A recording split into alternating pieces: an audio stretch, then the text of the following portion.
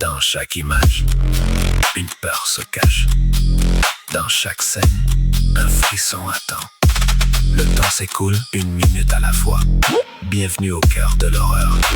Bienvenue dans la pause frayeur.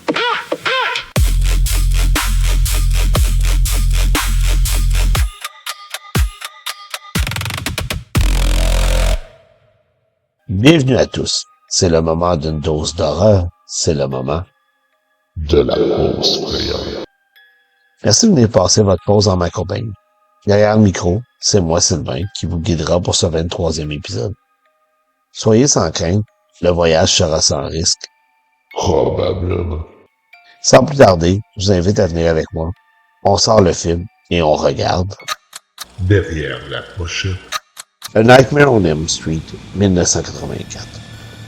Nancy Thompson doit découvrir l'affreux secret que ses parents lui cachent lorsqu'un tueur armé d'un gant au couteau acéré la poursuit, elle et ses amis, à travers leur pire cauchemar. Film américain de 91 minutes tourné en anglais. Écrit et réalisé par Wes Craven. La cinématographie fut effectuée par Jacques Atkin. Le montage fut effectué par Rick Shane et Pat McMahon. David B. Miller est le créateur et responsable du make-up de Freddy Krueger. Mario Mariani est le responsable de la musique iconique du film. Le film met en vedette John Saxon et René Blakely dans les rôles du lieutenant Donald Thompson et de Marge Thompson, les parents de Nancy. Heather Langenkamp dans le rôle de notre final girl préférée, Nancy Thompson. Amanda Wise joue Tina Gray. Johnny Depp fait son début au cinéma dans le rôle de Glenn Lance. Et le maintenant légendaire Robert Englund est Freddy Krueger. Un film, un fan, un scalpel. Je vais être franc ici, si c'était pas de l'apparition de Johnny Depp dans le film, je pense que je l'aurais pas couvert. Pas parce que je l'aime pas. Au contraire, Nightmare est sur mon mont Rushmore de l'horreur. C'est pour moi un inclassable, un film iconique que tous devraient voir et revoir. Freddy est mon horror icon préféré. Mais malgré tout, j'en aurais probablement pas parlé ici à la pause. Il y a deux raisons qui expliquent mon choix. Premièrement, c'est difficile pour moi d'être objectif ici. Lorsqu'un film est à ce point-là associé à ton ADN de l'horreur, voir les mauvais côtés, c'est presque impossible. Deuxièmement, j'essaie à la pause d'aller hors des chantiers battus. Oui, je fais des films populaires autant que des films un peu plus obscurs, mais qu'est-ce que je peux dire de plus sur Nightmare qui n'a pas été dit 1001 fois dans d'autres podcasts, et cela probablement mieux que moi. Terreur sur le pod l'a couvert à l'épisode 88. Cinérum l'a couvert en décembre 2024. Mathieu Barago l'a couvert en octobre 2020 à premier visionnement. Je pourrais continuer comme ça longtemps. Alors, mon point de vue est-il assez unique pour être nécessaire et ajouté à la liste? À cause de Johnny, c'est ce qu'on va voir ici aujourd'hui. Mais je vous avertis, je laisserai probablement la qualité de côté. De plus, le film est sorti en 84, soit il y a 42 ans. Donc, je me retiendrai pas pour spoiler le film. Si t'as pas vu le film encore, t'attends à quoi? Spoilers! 5, 4, 3, 2, 1. Vous allez être divulgaché, vous êtes avertis. Wes Craven avait déjà commencé à laisser sa marque sur le cinéma d'horreur avec The Last House on the Left en 1972, encore considéré comme l'un des films les plus difficiles à regarder dû à sa violence et à son réalisme, et The Hill Has Eyes en 1977. Après un petit détour avec Swamp Thing en 82 et la suite de The Hill Has Eyes en 84, Craven cherchait à se faire financer son projet le plus personnel. Il présenta son scénario à Paramount, puis à Universal, et les deux studios refusèrent. Disney était intéressé, mais avec une réécriture importante pour amener l'histoire à un niveau plus familial. Oui, ça, c'est le véritable cauchemar dans l'histoire. Bien sûr, Wes a refusé, la proposition de la maison de Mickey.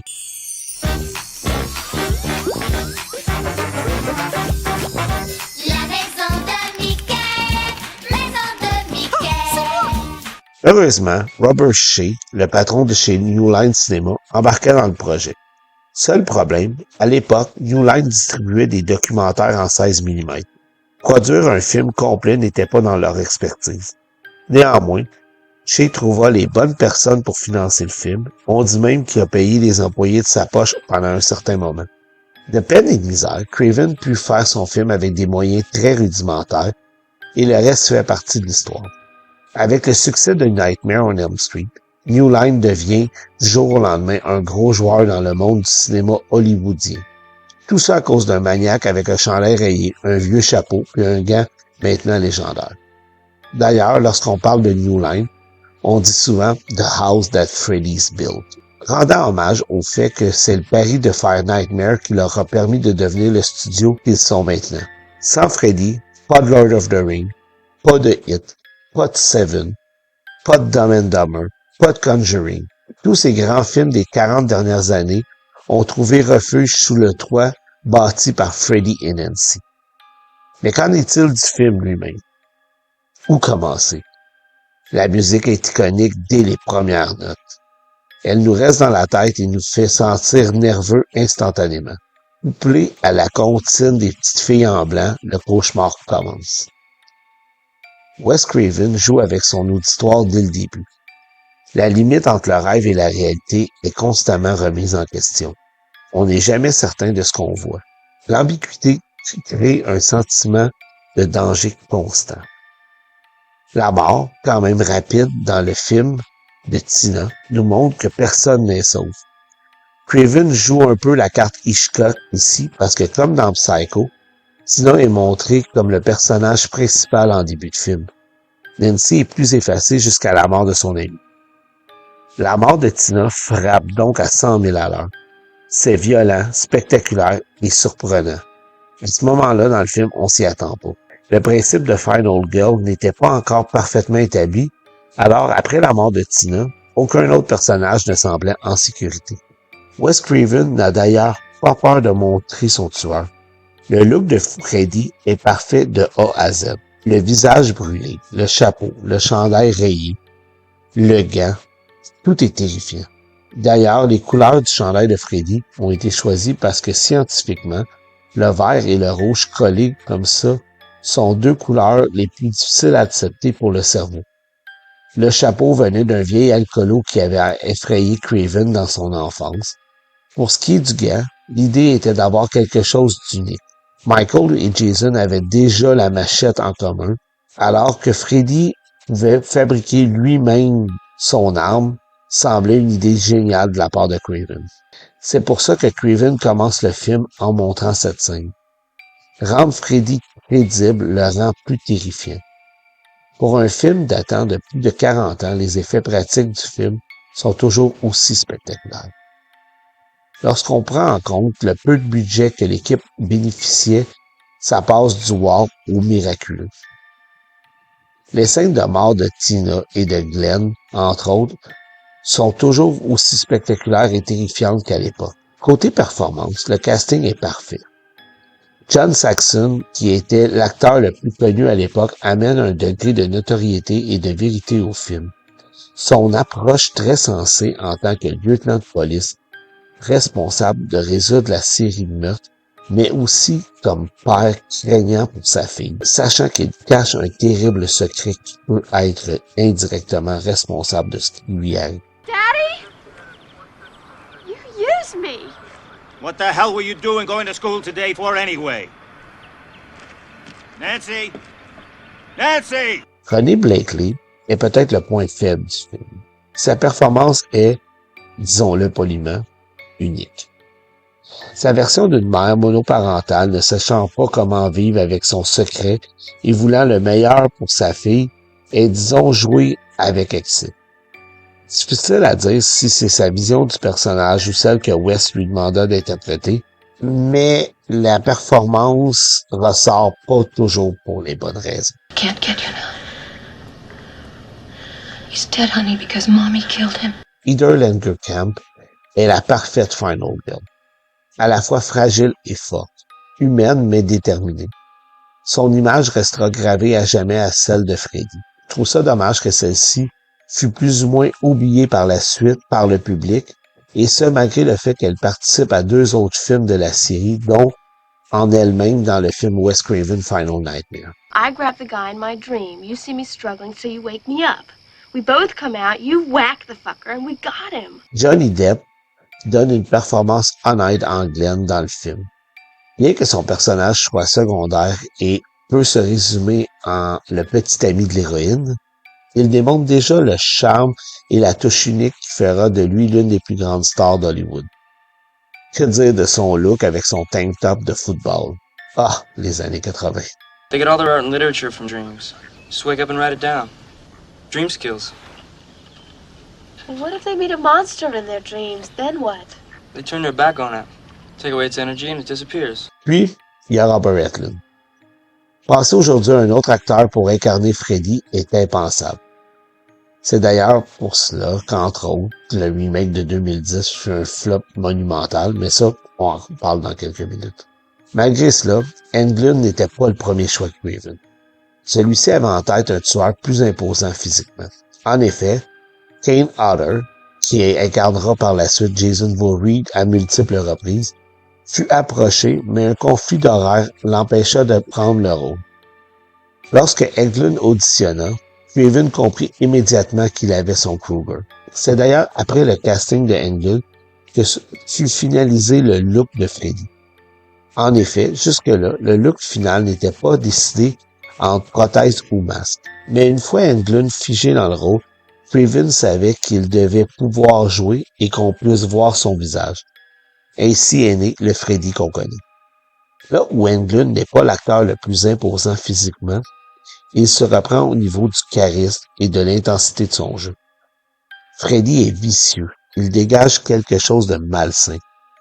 Surtout que le ton global du premier Nightmare est beaucoup plus sombre que ses suites. Les répliques sont sanglantes et on ressent le plaisir que Freddy a de jouer avec ses victimes. Leur couper la gorge avec son gant serait trop facile. Il aime les tourmenter, se nourrir de leur peur. Please, God. Is God. What?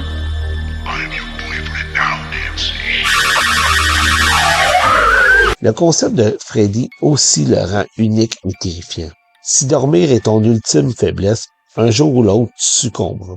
D'ailleurs, j'aimerais valider la possibilité de rester réveillé durant 7 jours comme Nancy dit avoir réussi vers la fin du film. Après vérification, c'est possible et le record est bel et bien de 11 jours. Mais les dommages physiques et mentaux qui accompagnent une telle activité peuvent laisser des traces presque aussi mortelles que celles laissées par Freddy.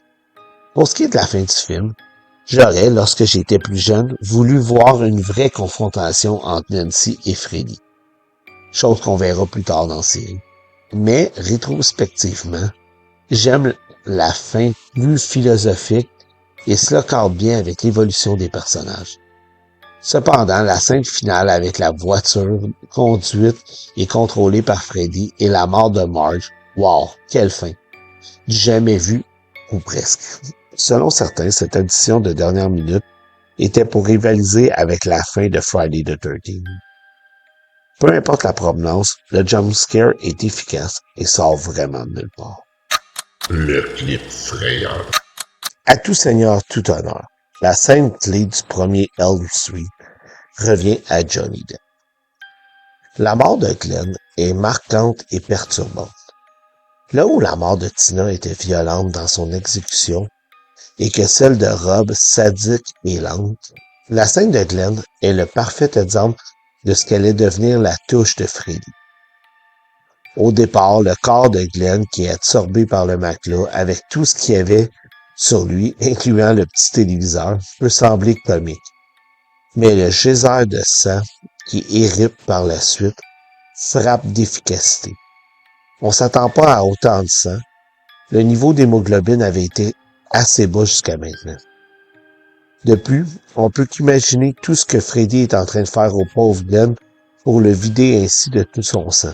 Par ailleurs, je suis pas mal certain qu'on a pour plus qu'un quart de sang projeté dans la pièce. C'est le type d'humour grotesque qui sera par la suite associé à Freddy.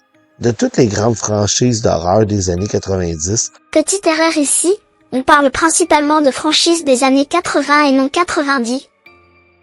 seul Hellraiser peut à l'occasion compétitionner avec Nightmare pour l'originalité des scènes de meurtre.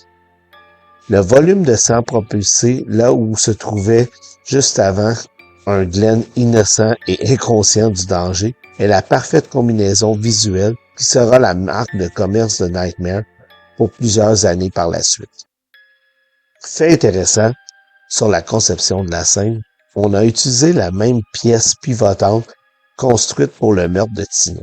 Une caméra fut attachée à l'envers dans la pièce pour simuler le bon angle, puis les opérateurs pompèrent une grosse quantité d'eau teintée rouge afin de produire l'effet de fontaine et de torrent.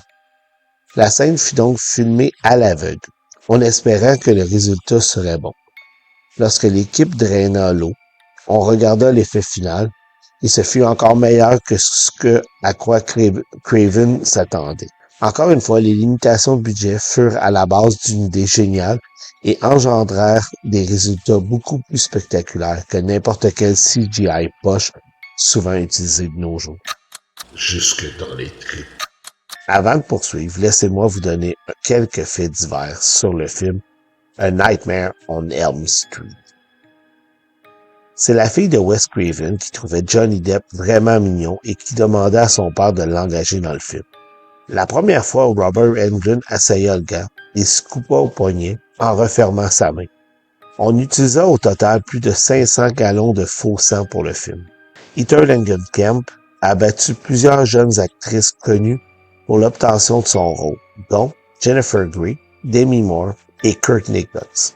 La scène du geyser de sang à la mort de Glenn est un hommage à la scène d'ascenseur de The Shining. Selon Wes Craven, Nightmare fut le premier film à utiliser un miroir brisable pour la scène où Freddy passe à travers celui-ci. La scène de mort de Glenn devait finir avec un Glenn couvert complètement de sang qui se relève et qui tombe sans vie. Cette fin fut coupée au montage. Par contre, elle est disponible sur le DVD et le Blu-ray ainsi que sur YouTube.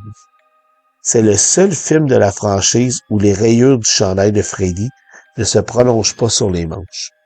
C'est aussi le seul film de la franchise où, au générique, Robert Englund est crédité pour jouer Fred Krueger et non Freddy Krueger. Dans mon carnet noir. Sur le Chocomètre, A Nightmare on Elm Street fait monter la pression à 1 sur 5 pour le sexe et la nudité, 2.5 sur 5 pour la violence, 2 sur 5 pour le gore et le sang, 1 sur 5 pour la présence de drogue, alcool ou langage ordurier, 2.5 sur 5 pour la peur, le trauma ou la terreur, pour l'introduction de Freddy, pour le génie de Wes Craven, pour la performance de Robert Englund, pour la première apparition de Johnny Depp, pour nous avoir montré que les cauchemars peuvent être plus que terrifiants. A Nightmare on Elm Street mérite la totalement biaisée note de 7 sur 5. De l'autre côté du miroir. Avant de terminer, je me dois de parler ici des franchises virtuellement inépuisables en horreur. Halloween, Friday the 13th, A Nightmare on Elm Street, Child's Play, Hellraiser, Scream, Insidious, et ainsi de suite. Je peux continuer comme ça encore longtemps. En horreur, surtout pour les slashers, un succès égale plus souvent qu'autrement à une suite. Même lorsque les suites sont presque toujours inférieures au film original, le succès est presque garanti. Les studios le savent bien et l'exploitent sans aucune hésitation. Puisque les fans restent au rendez-vous, pourquoi arrêter? Cependant, le temps joue contre les producteurs et de temps à autre, lorsque les franchises s'étirent dans le temps, on doit effectuer un recasting. Lorsque ton tueur est silencieux et caché derrière un masque, c'est quand même simple à faire et ça se passe bien. Michael et Jason ont été joués par plusieurs comédiens. certains avec plus de succès que d'autres, mais en général, ça a passé assez inaperçu. Par contre, lorsqu'en 2010, on a voulu relancer Nightmare, oups, ça s'est pas passé comme prévu. Les fans de Freddy sont aussi des fans de Robert Englund, et personne ne voulait voir un Nightmare on Elm Street sans Englund dans le rôle titre. Le remake n'était pas aussi mauvais qu'on aime le dire. Certes, rien de très convaincant, des performances assez insipides, une histoire assez banale, mais on est loin du navet ici. J'irais même jusqu'à dire que Jackie Earle Haley y joue un Freddy terrifiant, plus sadique, plus mauvais que celui d'Englund, et plus proche du scénario original que Craven. Le problème, c'est que les fans, ce Freddy-là, c'était pas le Freddy qu'on voulait. Wes Craven New Nightmare avait beau être sorti 16 ans avant, le monde n'était toujours pas prêt à voir un nouveau Freddy. Là, le remake, ça fait déjà 16 ans. Puis la dernière performance de Robert Englund remonte à plus de 30 ans. Celui-ci a 73 ans et a publiquement déclaré que sa carrière en tant que Freddy était terminée. Au moment d'enregistrer le podcast, Paramount vient tout juste d'annoncer un nouveau projet de relance de Nightmare. Appuyé par la succession de Craven, le film serait coproduit par le fils de Wes Craven et Paramount Primal. Zach Krieger, le réalisateur de Barbarian et de Whiplash, est au centre des rumeurs pour réaliser une relance. Avec plus d'une génération sans Nightmare et avec l'appui d'Englund pour relancer la franchise, j'espère que les fans sauront se montrer ouverts et laisser une chance aux coureurs afin qu'on puisse avoir la chance de revoir Freddy à l'écran encore longtemps. Après tout, lorsqu'on a annoncé un remake de It, plusieurs étaient sceptiques sur la possibilité de remplacer Tim Curry dans le rôle de Pennywise. Aujourd'hui, Bill Skarsgård est le Pennywise d'une nouvelle génération et le succès des deux hits ainsi que de la première saison de Welcome to Derry montre que c'est possible de remplacer une idole. Malheureusement, Hollywood ne peut garder les choses simples et quelques jours après l'annonce du retour de Nightmare, une deuxième annonce vient troubler les cartes. En effet, si Paramount Primal a récupéré les droits locaux de Nightmare, Warner Bros. Et New Line possèdent encore les droits internationaux de la franchise et projettent de faire eux aussi un nouveau film avec Lee Cronin derrière le projet. Si cela s'avère vrai, espérons que ce Freddy sera plus Evil Dead Rise et moins Mummy. Le danger avec ce genre de situation, c'est que les deux studios se lancent dans une course afin d'être le premier à sortir le film et ainsi couper dans les coins ronds. Les risques d'un produit inférieur sont décuplés. Espérons que les studios s'entendent et que pour le bien de la franchise, nous ayons le droit à la meilleure nouvelle version de A Nightmare on Elm Street possible. Freddy le mérite, nous les fans et le public le méritons aussi. C'est ainsi que se termine cette pause frayeur. Le temps passé, merci de l'avoir passé en ma compagnie. Si vous avez aimé le podcast, n'hésitez pas à me laisser des commentaires sur la page Facebook de celui-ci. Encore une fois, merci et je vous dis à la prochaine pause.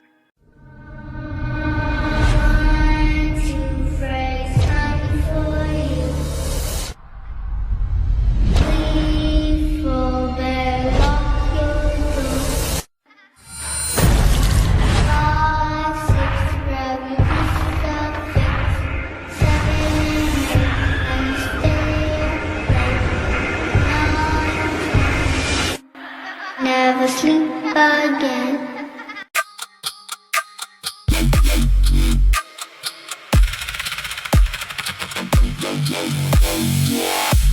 Le projecteur s'éteint. L'ombre du film reste dans votre mémoire. Les battements de cœur ralentissent. Il est temps de retourner au travail. Merci d'avoir passé votre pause avec moi. À bientôt pour une nouvelle frayeur.